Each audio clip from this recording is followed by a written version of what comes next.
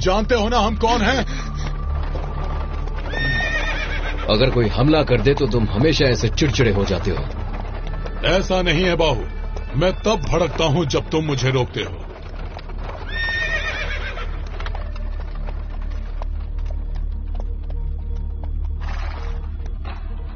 स्वागत है राजकुमारों।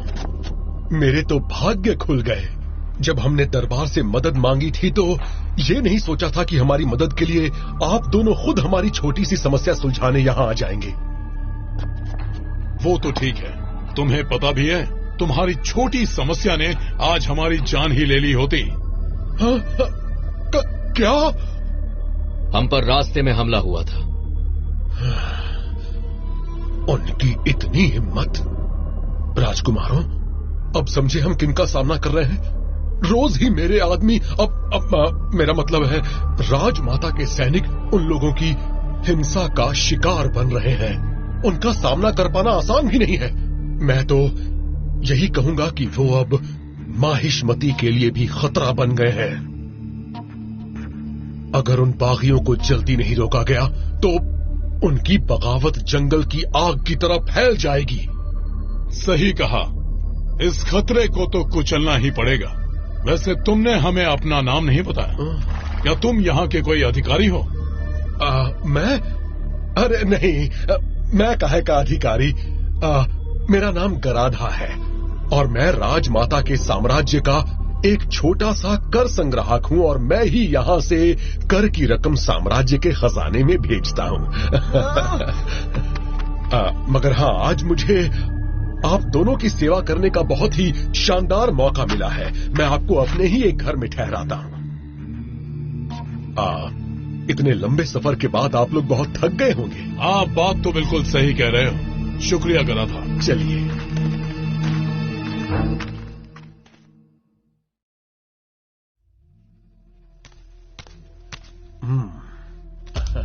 आप ही का एक घर है मतलब? बाहर आप कह रहे थे ना कि आपके ऐसे कई सारे घर हैं। 2-3 और हैं। असल में आपके इस सेवक को इस क्षेत्र में बहुत ज्यादा घूमना जो पड़ता है। बड़े ही बारीक रेशम का बना है ये। शुक्रिया। दरअसल मेरे पिताजी ने बहुत पहले इसे बनाना सिखाया था। मगर यहाँ की हालत तो कुछ और ही कहानी कहती है। यहाँ के लोग बेचारे भूखे हैं और मर रहे हैं। जी हाँ, सही कहा। बागियों ने उन सबको कंगाल बना दिया है। क्या कहा? बागी? हाँ, बागी और कौन हो सकता है? अगर बुरा न माने तो मुझे आज्ञा दें, मैं आपके खाने पीने का इंतजाम करता हूँ।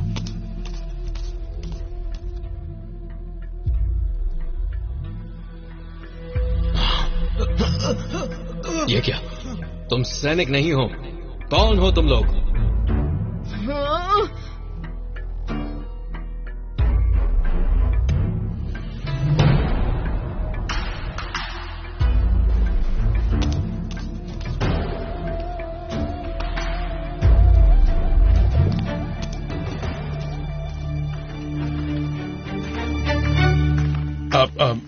राजकुमार बाहुबली कहीं जा रहे हैं?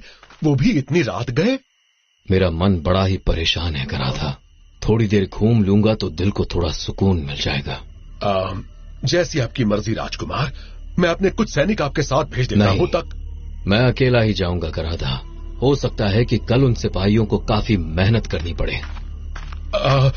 राजकुमार, खतरा ज्यादा है। बागी कहीं भी कभी भी हमला कर सकते हैं। मैं भी यही चाहता हूं। पर सुनिए राजकुमार, उसे जाने दो गराधा।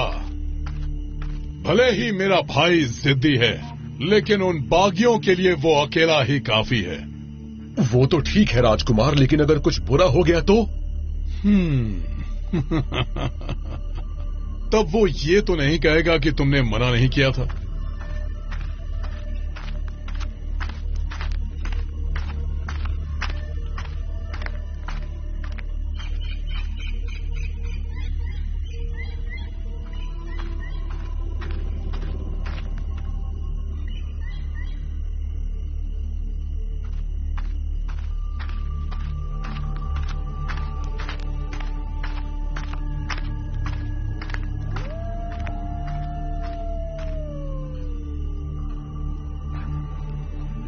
ढूंढ लिया।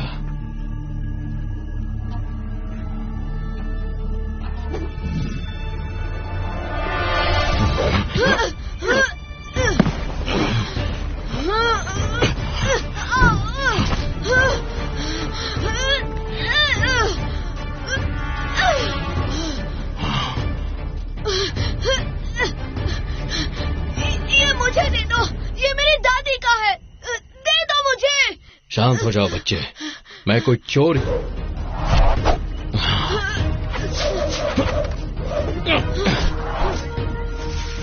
बच्चे को छोड़ दो राजकुमार, अगर तुम में हिम्मत है तो मुझसे लड़ो।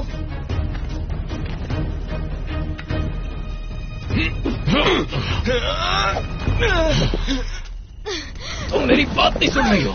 मैं इस बच्चे के साथ लड़ नहीं रहा था, उसने अचानक से हमला किया और मैं चौंक गया। मैं कभी किसी बच्चे पर हाथ नहीं उठाता। लेकिन बच्चे की चीजें चुरा सकते हो। तुम कहना क्या चाहते हो? अपनी बात साफ साफ कहो। आपके हाथ में जो कड़ा है वो मेरा है, कई पीढ़ियों से वो मेरे परिवार में था। पिछले साल की सर्दियों में मेरी दादी ने गुजरने से पहले वो मुझे दिया था। बचपन में ही मैंने अपने माँ बाप को खो दिया था। मेरे पास उनकी यही एक निशानी है। मेरे पास इसके अलावा और कुछ भी नहीं। मुझे माफ कर देना, मैं जानता नहीं था। मुझे तो ये तोहफे में दिया गया था, कर्ज संग्राहक की ओर से। बच्चों से छीनी हुई चीजें आपको तोहफे में दी जाती है राजकुमार। हमने इसी के खिलाफ बगावत की तो राजमाता ने हमें मारने के लिए अपने बेटों को भेज दिया। कहाँ थे आप जब यहाँ के लोग भूखे थे? जब गराधा ने हमारे मुंह से निवाला छीना तब क्यों नहीं आए?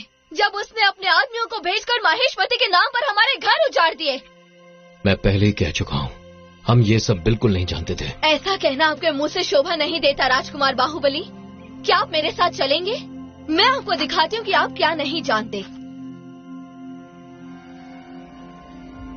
2 सालों से गर्मियों में संकारा में सूखा पड़ा था। पहले साल में तो हमने किसी तरह थोड़ी बहुत फसल उपजा ली थी।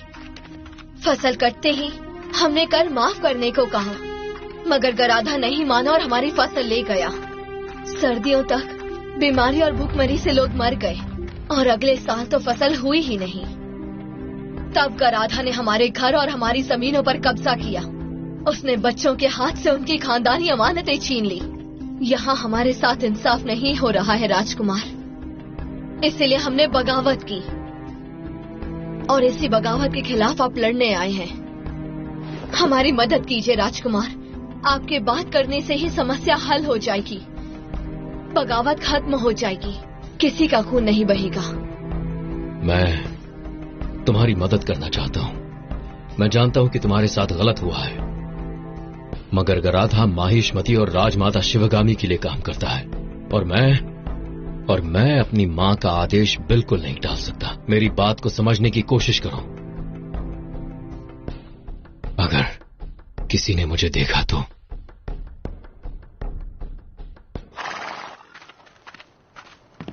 तुम देखते जाओ गराधा, इन बागियों को माहिष्मती के खिलाफ सिर उठाने की सजा मिलेगी। मैं उन सबको अपने पैरों तले कुचल दूंगा। जब वो तुम्हारे आने की खबर सुनेंगे ना तो ऐसे ही माहिष्मती के इंसाफ से कांप उठेंगे। बाहु, तुम कहां चले गए थे? तुम उनसे लड़ना नहीं चाहोगे क्या? अरे नहीं भाई, हम दोनों को जाने की जरूरत नहीं। वो बागी सैनिक नहीं है भल्ला, सिर्फ किसान है और उनके पास सिर्फ अपने औजार हैं। ओह, सच कहूं भल्ला तो मैं कल रात को उनके शिविर ढूंढने ही निकला था। मैंने उनके शिविरों के ठिकानों पर निशान बनाकर रखे हैं। तुम देखते ही सब समझ जाओगे। वो लोग बड़े ही कमजोर हैं, असंगठित हैं। गराधा ने मामले को बहुत ही बढ़ा चढ़ाकर बताया है। उम्मीद है मैं कल तुमसे माहिष्मती में जरूर मिलूंगा। जैसी तुम्हारी मर्जी बाहु। अब तो राजा का चुनाव करते समय मां भी ये जरूर सोचेंगी कि किसने साम्राज्य के बागियों को कुचला था।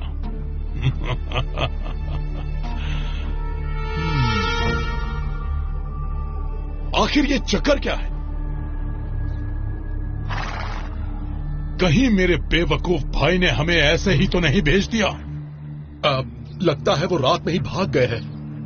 सरकार, सरकार, हमारे ऊपर हमला हुआ है। बागी आए हैं, उन्होंने अनाज के गोदाम पर हमला किया है। कहाँ? अनाज का गोदाम कहाँ है? हमें वहां ले चलो।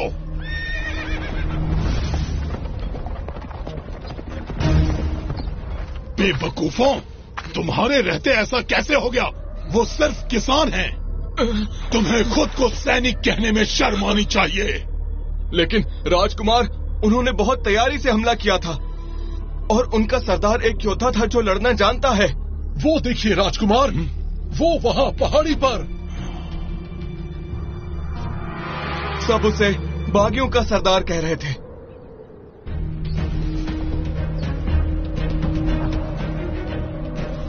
ये अनाज हमें जिंदा रखेगा।